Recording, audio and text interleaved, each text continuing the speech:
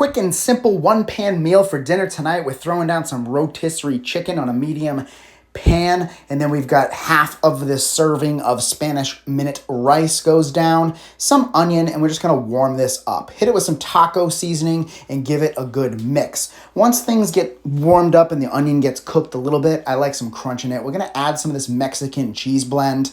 Let that melt down by hitting it with some water and then popping a lid on it. I don't have a lid for this pan, so I'm using a cookie sheet. Now we got one of these 60-calorie pita breads. We're gonna chop it in half and we're gonna put our filling in each pocket like so. These are fresh, so I'm not even gonna toast them, but if they're a day old or so, I recommend toasting them. Finish it off with some chipotle cholula, and it is taste test time. These are so filling and delicious. You have to give them a try. Low calorie, high protein. Follow me for more healthy eats and fitness fun.